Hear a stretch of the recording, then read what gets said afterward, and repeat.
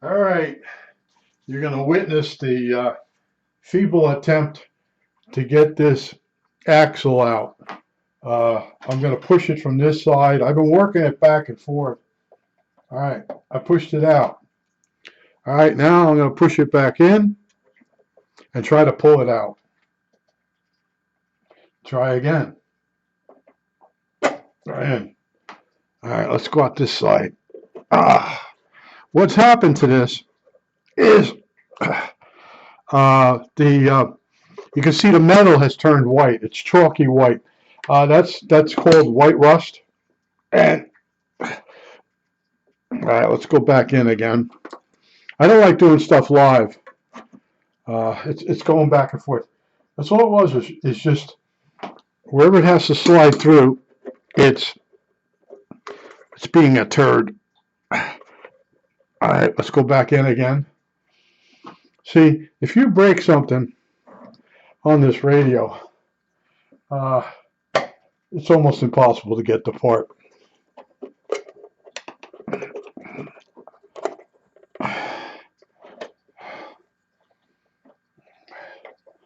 All right, this should have been enough to get it out. All right, we're going to use pliers next. I don't like to go to these drastic measures. Oh man. All right, we're in here. Going back one more time. Yeah, the shaft has got what they call white rust on it. And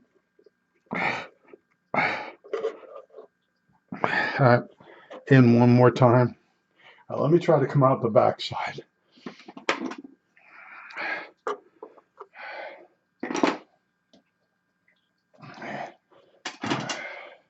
Get the pliers.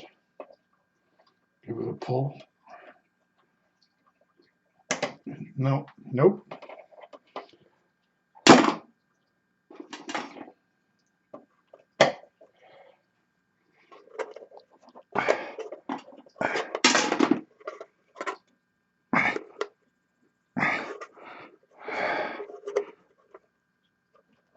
Here we go. There's the hole. Let's see if it's in the frame. There's the hole for that pin. All right, so it is now. What I'll do is I'll take Scotch-Brite and clean this up. But I just want to tell you, you break something on one of these radios, and there are no spare parts. So it's very careful. I was worried that there was some type of collar somewhere on this rod, and it had a screw in it, and that's what was hitting. But you can see, let's see, you can see some of the dirt or rust or whatever you want to call it on there. It's just 80 years of being in this chassis. This on here, it looks like gunk or nicotine or whatever. But that's just from the air and the reaction to the metal. It's a type of rust. It's a type of oxidation. But when the guy wrote this manual, it just pulls out. You put the band switch in A position, and then the whole trick is they want you to have this oscillator section here synchronized. The wafer switch in this one needs to be in a certain position to match the two RFs in the mixer when you slide this back in. That's basically it.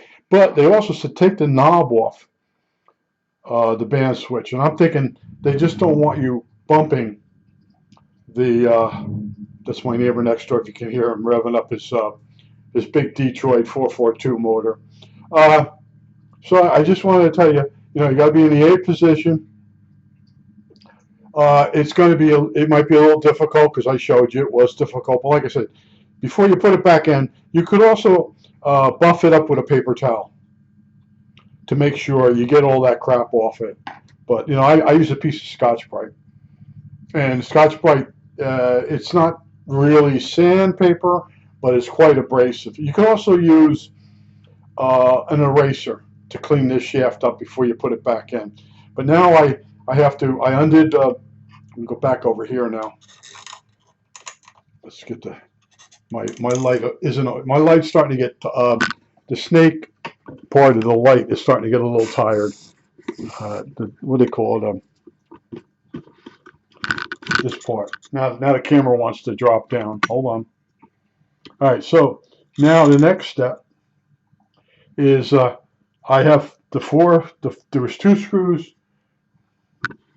screws under here, two, and then you start removing the wires and labeling them where the wires go, and put a mark on here or whatever with a magic marker. And there's supposed to be, what I say, 20 wires on this and 4 wires on this before you can take them apart. Now I'm looking at, do I break? I'm going to be careful. I don't even care about the oscillator. I know the oscillator works on all the frequencies.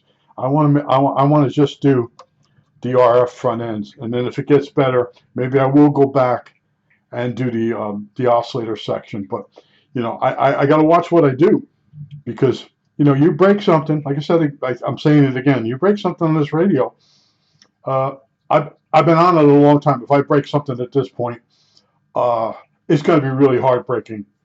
And remember the Hellcrafters SX42 had that broken gear in it. And that guy knew when he sold me that broken gear. He put some super glue on it. And when I got the radio, I didn't turn the dials back and forth. Or I didn't touch anything, because I know it needs to be serviced. And if you force anything, that's when things break. And then I'm like, did I break this? No, wait, I didn't turn it. And then I found all the attempts to drop. He tried to drop crazy glue from up on top of the radio down through, and he was trying to glue the gear back together. But you know, that radio's working. That's probably one of the better ones. It's very heavy. It works really incredibly well on AM broadcast spam. It's got great sound. I told you it's got like automobile sound, like you're in your car with your AM car radio blasting. One of the old car radios with the big Mopar oval speakers that we used to have, 4x8s. And that's how good that radio sounds. But I just want to show you, I did it live. I really don't like ever doing anything live, because you can get overzealous and break something. I think that's it. All right, that's it.